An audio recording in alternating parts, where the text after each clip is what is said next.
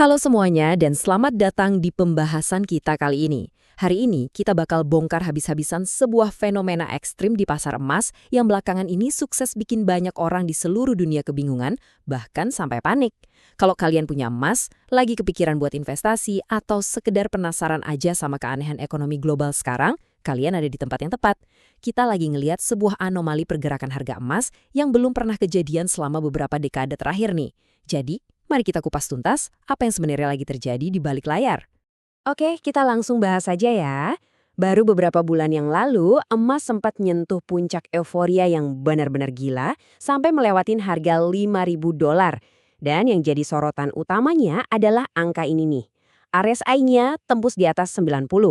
Buat gambaran aja, ini adalah titik jenuh beli paling ekstrim yang pernah kita lihat dalam 40 tahun terakhir.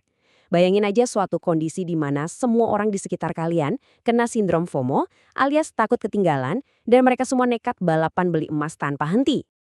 Tapi kemudian, sesuatu yang benar-benar di luar dugaan terjadi.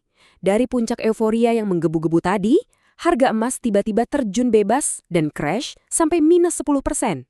Ini adalah kejatuhan paling buruk sejak 43 tahun yang lalu loh. Pergerakannya jadi liar banget, udah mirip kayak saham-saham gorengan. Nah, fenomena ini jelas bikin misteri besar di dunia finansial. Kok bisa sih sebuah aset yang selama ini diagung-agungkan sebagai safe haven alias tempat berlindung paling aman, tiba-tiba runtuh begitu aja dalam sekejap mata? Sebelum kita pecahin misteri itu, kita harus paham dulu nih, apa sih RSI itu? Sederhananya gini, RSI atau Relative Strength Index itu indikator buat ngukur seberapa jenuh sih pasar terhadap aksi beli atau jual. Kalau angkanya udah di atas 90 kayak tadi, itu artinya pasar lagi dikuasai sama kepanikan massal dan FOMO tingkat dewa. Percaya deh, mayoritas orang yang ikutan beli di titik ini sebenarnya cuma ikut-ikutan aja. Mereka nggak benar-benar tahu kenapa harga emasnya naik. Mereka cuma lihat grafik yang naik terus dan jadi panik kalau nggak ikutan beli. Mari kita masuk ke babak pertama, euforia dan migrasi harta. Buat paham kenapa euforia emas ini bisa separah itu, kita harus ngelihat iklim geopolitik di tahun 2026 yang emang lagi ekstrim banget. Mirip-mirip sama era inflasi tahun 1980-an, waktu tingkat kepercayaan ke pemerintah lagi ancur-ancurnya. Kalau kita bandingin sama krisis sebelumnya, bedanya kerasa banget loh. Waktu krisis finansial 2008, kita tahu bank-bank akhirnya diselamatkan lewat bailout dari negara. Terus waktu pandemi 2020, dunia tertolong sama penemuan vaksin. Solusinya itu jelas, tapi krisis 2026 ini beda cerita. Ketakutan sekarang justru dipicu karena negara yang biasanya maju jadi pahlawan dunia, yaitu Amerika Serikat, malah lagi babak belur ditekan masalah utang raksasa dan memicu ketegangan geopolitik lewat aksi-aksi ekstrimnya. Nah, di tengah pusaran ketakutan global itu, muncullah fenomena yang dinamakan wealth migration atau migrasi kekayaan. Aksi borong emas gila-gilaan kemarin itu bukan sekedar FOMO dari investor retail biasa loh, ini adalah pergerakan orang-orang super tajir di seluruh dunia yang lagi ketakutan. Logikanya gini, kalau perang total beneran pecah, uang kertas di bank bisa aja dibukukan sepihak, dan perdagangan saham bisa di-stop total. Makanya, emas fisik jadi satu-satunya aset keras yang bisa mereka pegang langsung buat ngelindungin harta mereka dari ancaman sanksi global dan pembekuan aset. Nah, yang benar-benar menarik sekarang adalah kita masuk ke babak kedua, teori 3 kaki meja. Buat ngerti pergerakan harga emas secara logis, kita nggak bisa cuma tebak-tebakan. Ada kerangka analisis keren yang namanya teori 3 kaki meja. Jadi, pergerakan harga emas itu diibaratkan kayak meja yang ditopang 3 pendorong makroekonomi utama. Kaki pertama itu ketakutan global dan geopolitik, yang baru aja kita bahas panjang lebar tadi. Ini kaki yang paling kokoh sekarang. Kaki kedua adalah kekuatan dolar Amerika Serikat, dan kaki ketiga adalah real yields atau suku bunga real. Kalau salah satu atau dua dari kaki ini goyah, otomatis meja harga emas ini bakal ikut goyang juga. Kita bahas dulu kaki kedua, kekuatan dolar AS. Secara historis nih, emas sama dolar AS itu kayak musuh bebuyutan. Hubungannya selalu terbalik. Kenapa bisa gitu? Karena harga emas dunia itu dipatok pakai dolar AS. Jadi kalau nilai dolar AS lagi kuat-kuatnya, harga emas bakal terasa jauh lebih mahal buat negara-negara lain yang ujung-ujungnya bikin minat beli mereka turun. Ditambah lagi, sekarang kita ngelihat banyak negara penantang yang mulai berusaha lepas dari dominasi dolar AS buat perdagangan mereka. Ini jelas bikin dinamika di kaki kedua ini makin rumit.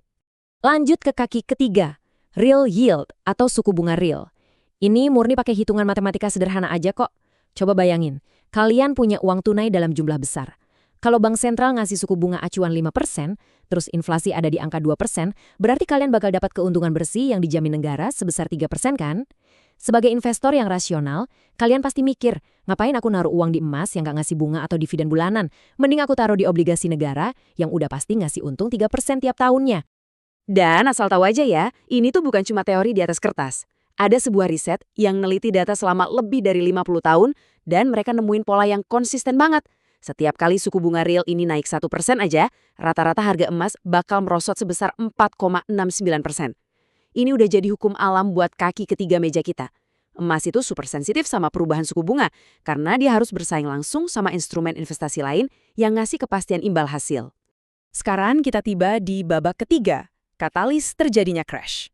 Nah, pertanyaannya sekarang, kalau ketakutan global dan tensi geopolitik masih setinggi itu di tahun 2026, kira-kira siapa sih yang nendang kaki meja yang lain sampai harga emas bisa longsor 10%? Usut punya usut, jawabannya ada pada satu nama, Kevin Warsh. Pasar langsung geger waktu Donald Trump dirumorkan bakal nunjuk Kevin Warsh sebagai kepala Bank Sentral Amerika. Warsh ini terkenal banget sama filosofinya yang sangat hawkish. Maksudnya apa tuh? Beda sama era-era sebelumnya yang gampang banget nyetak uang baru, filosofi hawkish ini berarti dia rela ngelakuin apa aja buat ngebunuh inflasi. Nilai uang harus dijaga ketat. Ini jadi semacam sinyal keras kalau era bagi-bagi uang gampang udah mau habis. Mari kita lihat gimana efek domino dari berita ini beraksi. Begitu nama Kevin Warsh mencuat, reaksi berantai langsung terjadi. Pertama, pasar langsung berekspektasi kalau suku bunga tinggi ini nggak bakal diturunin dalam waktu dekat, malah bisa jadi dinaikin lagi. Kedua, karena ekspektasi suku bunga tinggi itu, investor tanpa babi bibu langsung memborong dolar AS dan ngeburu obligasi. Ketiga, gara-gara dolar makin kuat dan suku bunga realnya kelihatan seksi banget, kaki kedua dan kaki ketiga dari meja emas kita tadi langsung tertendang keras. Hasil akhirnya, ya harga emas langsung anjlok secara dramatis. Sederhananya, pada titik ini, logika ekonomi jangka pendek sukses mengalahkan ketakutan geopolitik jangka panjang. Para pemain di pasar lebih milih kepastian cuan dari dolar yang lagi tinggi daripada harus nyimpen emas. Tapi ada sisi positifnya loh. Penurunan ini sebenarnya ngebawa angka RSI yang tadinya nangkring di atas 90, yang jelas-jelas udah nggak masuk akal, turun lagi ke angka 40-50. Dan ini adalah area yang jauh lebih sehat dan masuk akal buat pergerakan suatu pasar. Sekarang kita masuk ke resolusi akhir, mindset dan perjalanan menuju 2030. Nah, setelah pasarnya mulai tenang dan kembali logis, apa sih yang harusnya kita lakuin sebagai investor retail? Hal paling krusial di sini adalah benerin cara pandang atau mindset kita. Mindset yang salah itu kalau kita jadiin emas sebagai alat trading FOMO jangka pendek, beli sekarang, ngarap bulan depan harganya to the moon, terus dijual. Wah, itu bahaya banget. Mindset yang benar adalah ngelihat emas sesuai fungsi aslinya, sebagai asuransi kekayaan jangka panjang. Emas itu bukan alat ajaib buat bikin kalian mendadak kaya, tapi tameng buat ngelindungin nilai kekayaan kalian pas kondisi dunia lagi amburadul. Dan kejadian ini dengan luar biasa ngasih kita beberapa aturan emas yang wajib diingat. Pertama, jangan pernah, sekali lagi, jangan pernah beli aset apapun waktu RSI-nya ada di atas 90. Itu ibarat nekat lompat ke kereta yang udah mau nabrak tembok. Kedua, perlakukan emas sebagai asuransi jangka panjang kalian. Ketiga, ingat selalu kalau harga itu seringkali terbentuk dari sentimen dan kepanikan publik, bukan cuma berdasarkan fakta di lapangan. Dan yang terakhir, siap-siap mental aja ngadepin volatilitas jangka pendek akibat drama geopolitik. Intinya selalu cari momen buat beli pas harga lagi diskon. Jadi, poin krusial yang harus kita ingat adalah selalu lihat gambaran besarnya.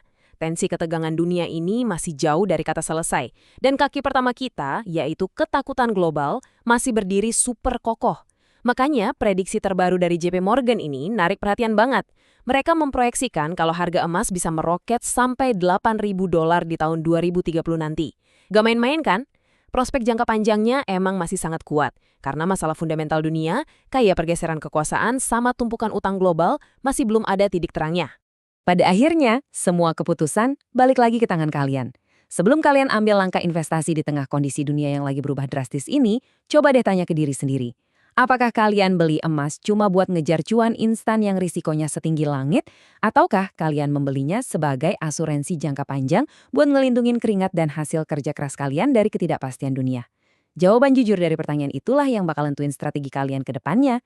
Terima kasih banyak udah ngikutin pembahasan kita kali ini dan sampai jumpa di materi seru berikutnya.